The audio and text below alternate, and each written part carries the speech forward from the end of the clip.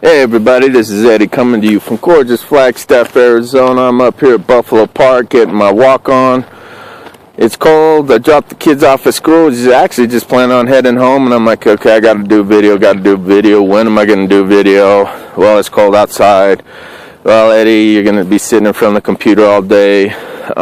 You need to get out. Stop, go to Buffalo Park, go get some walk on, and get the blood flowing and get your video out then. Two birds with one stone. So I am here. We got the sun coming up. It is cold. We got Mount Eldon there. And then I'll show you San Francisco Peaks real quick here pretty soon. So I'm going to walk up, turn around, but got to put this video out. And anyways, crazy morning, crazy night last night. I was up till about 12:30 getting some work on. Back up at it early this morning. And last night I was watching a preview or advertising for No Excuses 5, which is for internet network direct marketers of all sort, marketers from all over the world. And I went to No Excuses 4, which was amazing, blew me away.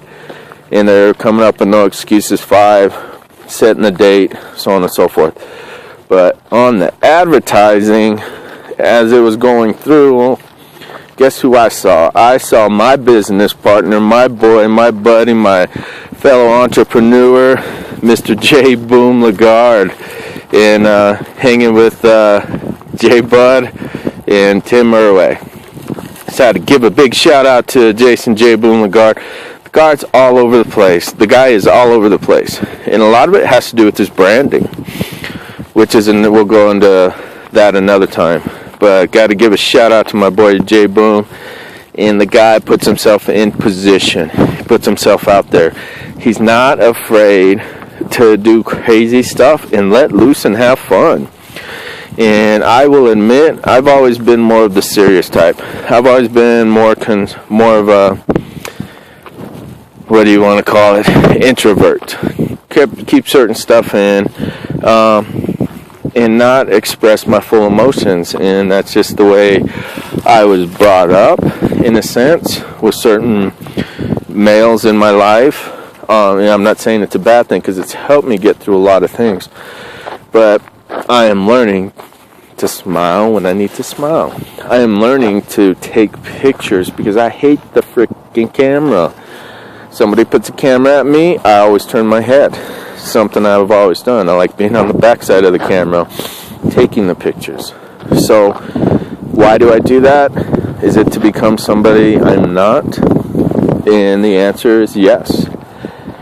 I want to be able to reach more people. I want to be able to influence more people. I want people to see my passion when I speak, or when they meet me, or when we talk. Jason J-Boom walks up to you, you know he's there. That is why he's the boom.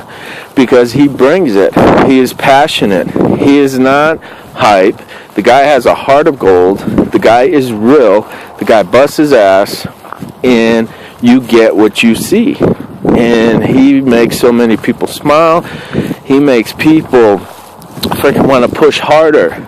And that's one thing I've done, is I've upgraded my surroundings and put myself with people that are ahead of me, that are more advanced, that are more dedicated than myself. And yes, I said it, I'll admit it. But by doing so, that's going to cause me to step my game up. And Tony Robbins talks about it simple. He goes, to be one of the better or the best tennis player in the world, are you going to play against guys that, just maybe played in college? You're talking Wimbledon here. Or are you going to play with, ex-high school buddies that haven't played in a while? No. You're going to find somebody that's 10 times better than you and do your damnedest to learn to get better, to put in the time, to wake up a half hour earlier, to stay up an hour later, to be the first one at the gym, last one to leave. Are you dedicated to that, whether it's sports, your business, or life in general? Do you sit and mope? What holds priority on Sundays? Is Sunday football? Does church? Does your business?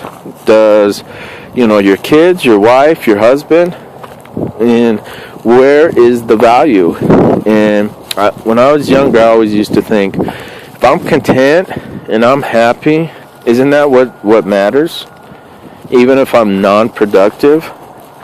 But one thing I've learned is that we've been given talents. I've been given talents.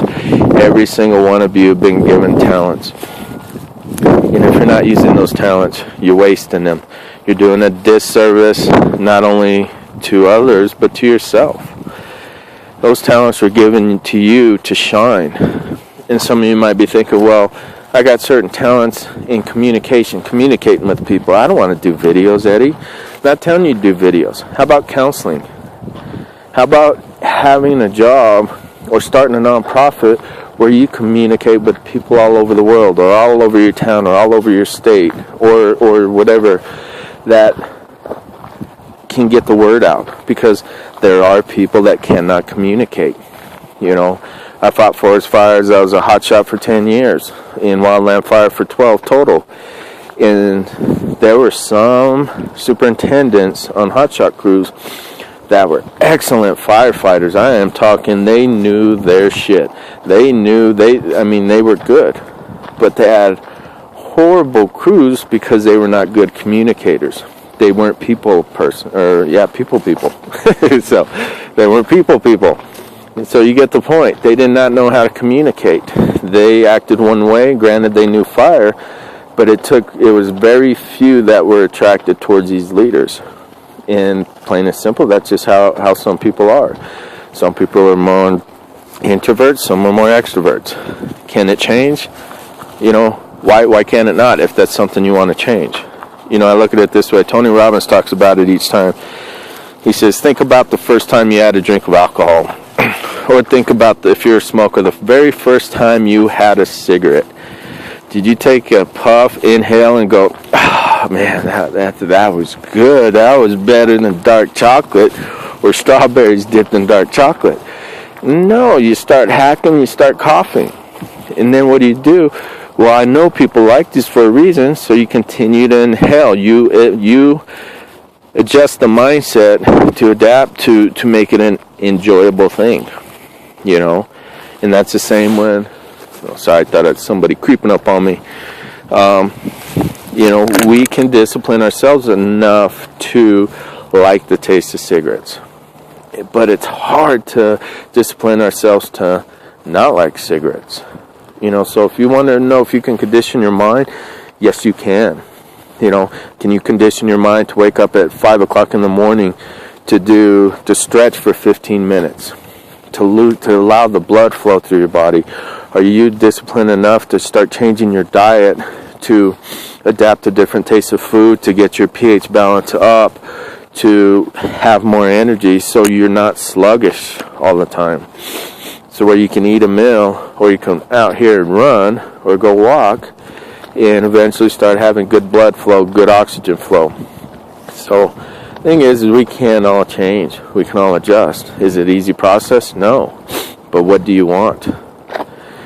You know, what do you want in life? If it means that much to you, you will discipline yourself. What I want in my life, and for the life of my 2 kids, I need to discipline myself. It is a process. It's a never-ending process. Do I have it down? Hell no. But am I working on it? Hell yeah. So, that's a question you got to ask yourself. So, anyways, long-winded as usual. But anyways, hope you guys got something out of this video. Anyways, you guys have a good morning, evening, afternoon, wherever you are when you're watching this. Talk to you soon. Bye.